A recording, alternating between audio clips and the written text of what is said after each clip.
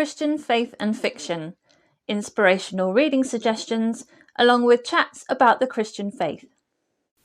The following episode is an audio version of a video that I recorded for my YouTube channel, Christian Faith and Fiction.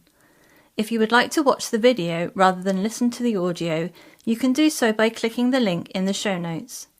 Please do share your thoughts by commenting either on the video or on the relevant blog post, links in the show notes. Christian Faith and Fiction is 5 years old. Hi, it's Lou from Christian Faith and Fiction. Welcome back to my channel. Thank you to all of you who have subscribed and been watching over the last 5 years. Yes, I have been 5 years on Booktube talking about books, Christian books, other books and Christian faith related things. Today I have been looking back in the archive of some of my older videos and thought it might be fun to share some of that with you. The first ever video I put up on Booktube, I think, was a book review of The Warrior Maiden by Melanie Dickerson. First of all, can I say how beautiful this cover is? The colours are so rich and there's little details over the top of it and an overlay, if you can see that. That was the first ever one I made. So we're going to have a look at 5 of my favourite books I've read over the last 5 years. I've looked back and picked one book from each year, and I've tried to pick one from each 5 different genres to give you a range of books, but obviously there are loads more favourite books that I've got, and so I will link all of those 5 videos where I talked about my favourite books of the year down in the description below. So if you haven't seen those, go and check those out. And looking back over the years, I can see that my haircut hasn't changed. I look a little bit younger then. I certainly seem a bit less confident back when I started out. Back when I started, I used to have a script of things to say, and then I would edit it all together, just do a few lines at a time.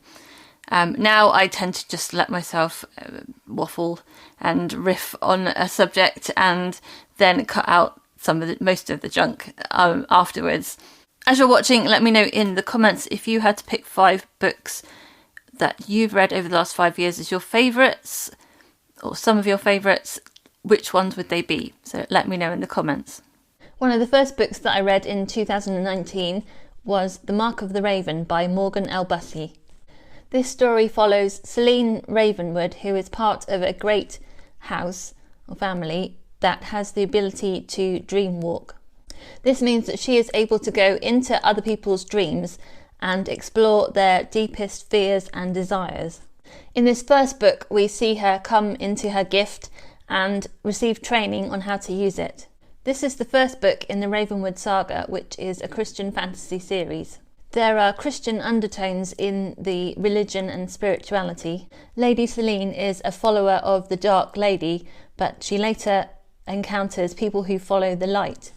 I enjoyed learning about her supernatural gifting and the difficult choices that it forced her to make.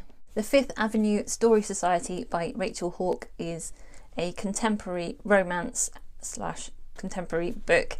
It follows 5 different characters who each get an invitation to a story society. They don't know who gave the invitation, they don't know why they're there, but as the time goes on, they each have a story to tell.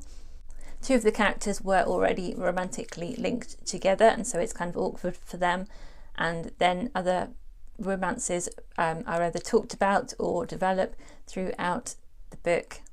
Throughout the story, we get to see the characters as they reveal themselves to us and to the other characters in the story. They've all made difficult decisions in the past, and some of them need to be addressed right now. There is a romantic plot within this book, but it's not all about romance. It does have some Christian content, but not all the characters are Christians. Rachel Hawke is a very popular Christian fiction writer, but this is the first book that I have read by her, but I definitely would like to pick up some more in the future. This was my favourite, I think, of all my favourites, I think this was my favourite, and that is A Portrait of Loyalty by Rosanna M. White, which is the third book in the Codebreakers series. I gave the whole series 10 out of 10, and I think this was my favourite of the three.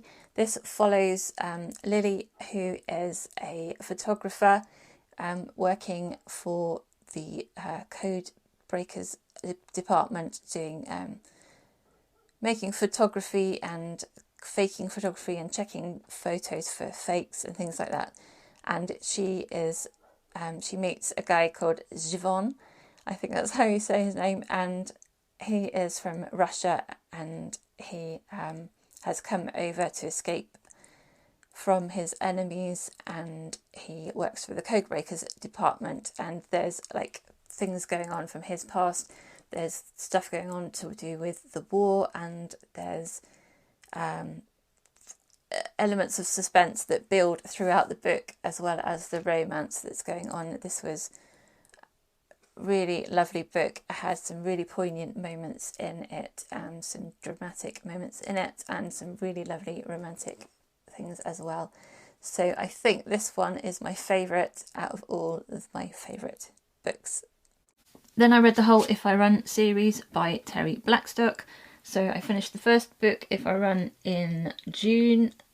I gave it 10 out of 10 for story content. The second book, If I'm Found, I read in July. I gave it 9 out of 10.